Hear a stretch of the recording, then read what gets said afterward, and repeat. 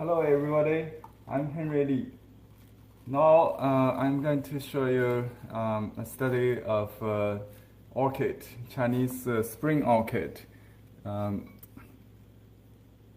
this particular flower is known as the Great Fortune, 大富贵, a name normally associated with the peony flower. Let me give you a close-up look. Fragrant orchid,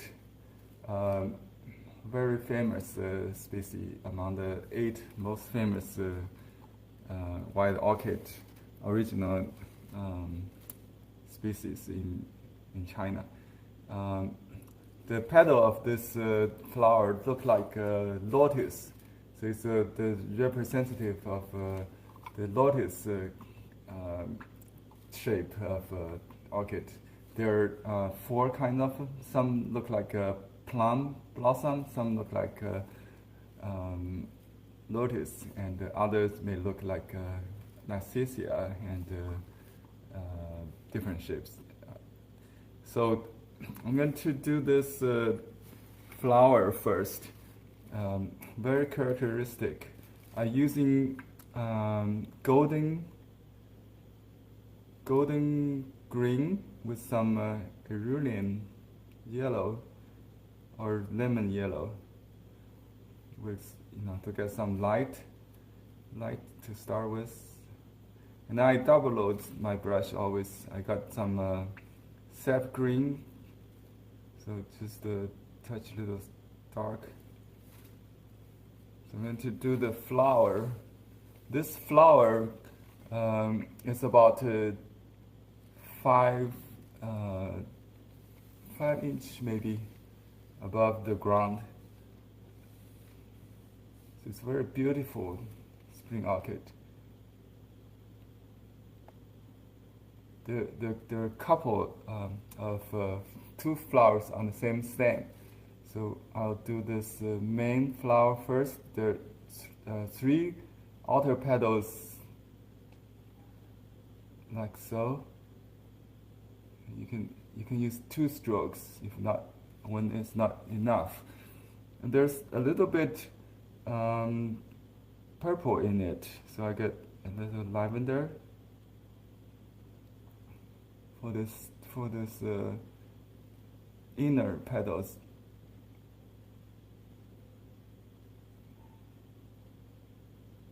I cannot really copy the natural flower, just try to get the spirit, we say.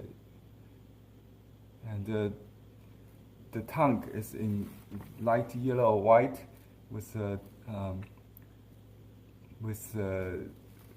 dark purple pollen or pattern.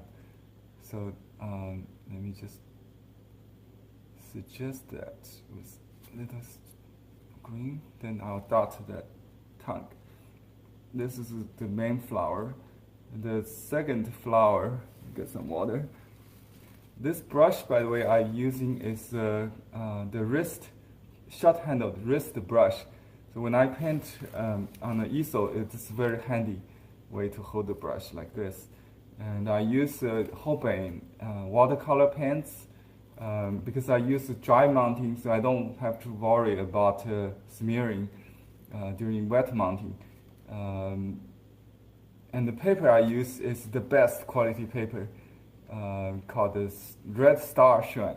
It's an Unsized Red Star Xuan, single weight.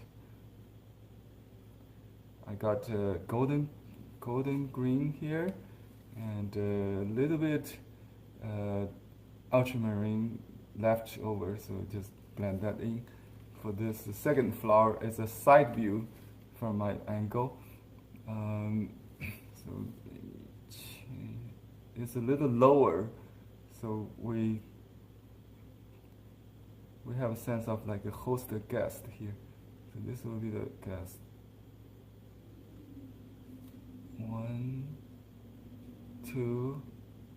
This is a side view, and this is a side view also. A little darker. I don't have to worry about the light although they're very beautiful, like morning sunshine, just gorgeous. And some purple for the inner petals.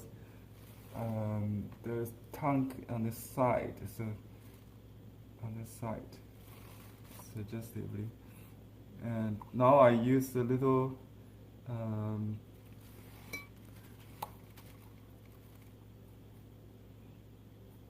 okay, basically the sap green with a little rouge, or I got violet or purple color here.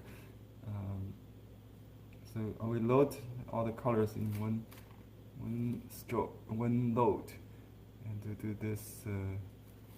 This is stem is a kind of green with a red.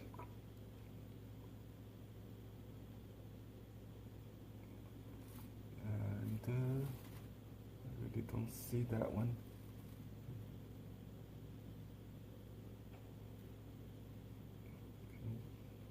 Goes behind, and you see this kind of envelope, kind of, and this stem has a green in the middle and wrapped with some purplish color. So just suggestively, oops, that's too too broad. Anyway, I'm going to cover that with when you make a mistake, don't fix it. Use other element to cover it up or alter it. So I'm going to get some dark leaves. I have to wet the brush.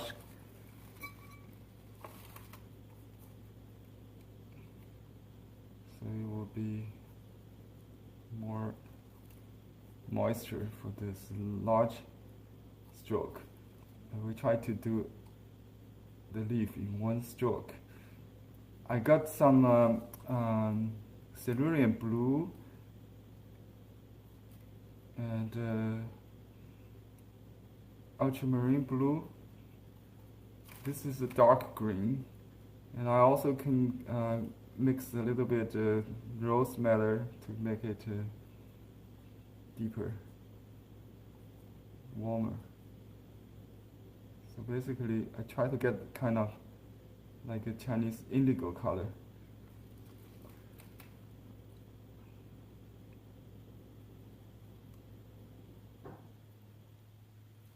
Sap green is the base, and some golden green left over is fine. So it has all the tones. I really don't know what the best green. So I just mix all the colors in one large brush, and I rotate the brush side, and you can see all the greens come out. To get the spirit of the flower, first of all, I need to find the pattern of the three, the classical three. So the dominant leaf is the longest.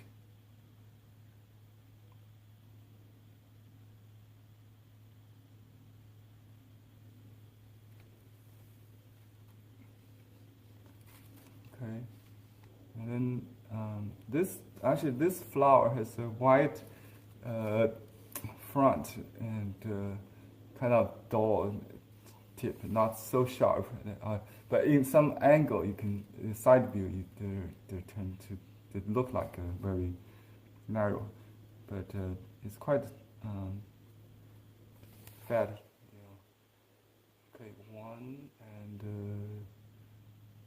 two shorter.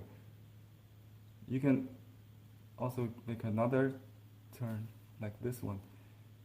So let me do this.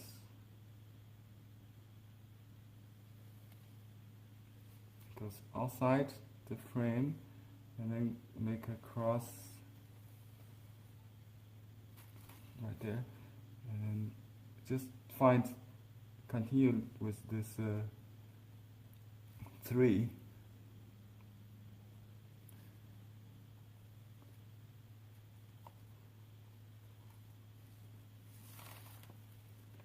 There are 3 grows, so I need to make another one which is behind.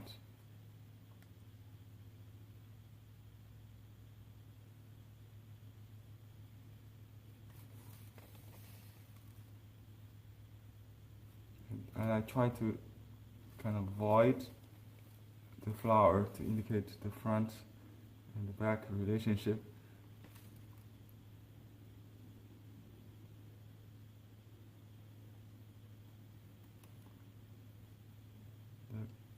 Kind of alter the shape of that stem I made. I think it's good. So just add a little brown to the bottom, suggest the dry leaves.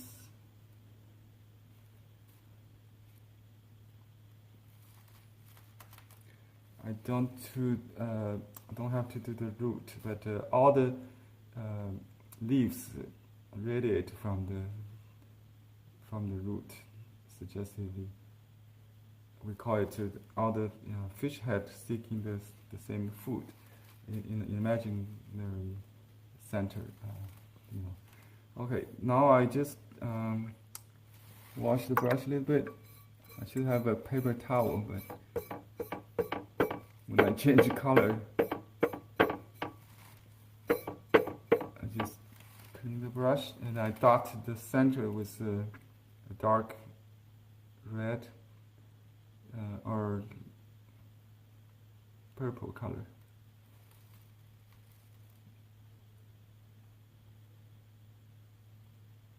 Characteristically, the 2 bars pattern in the center. So I indicate that. I don't have to do this one as a side view. That's it. And then I will sign and date with a smaller brush. So this is the Chinese brush painting style of orchid. We basically treat the flower in a solar way, like a cast shadow on the paper. Let me see if I can get that for you. Oops. Yeah, see this cast shadow? Okay. This is the idea of the painting. We don't try to capture the light, the dark and the light shadow because they're all changing all the time. So we try to get just the profile of the flower, and you can see how effective this could be. This one stroke, calligraphic strokes. Okay, I will inscribe here 大富贵 in seal script. 大富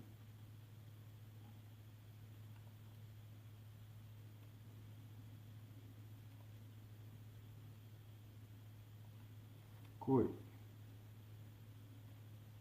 贵 means noble. Fu means fortune or rich.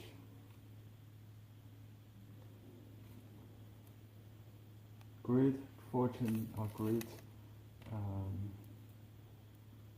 rich and noble. 大富贵. This is the name of the flower. And I'll write the year in script, in writing the cursive style. And the season, spring.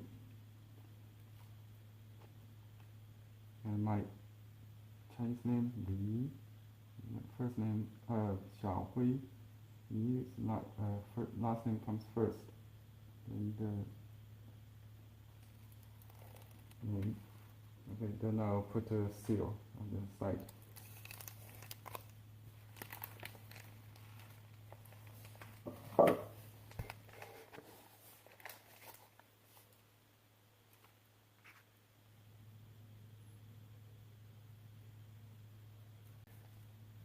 This is the study of this great fortune, the name of the spring orchid, great fortune.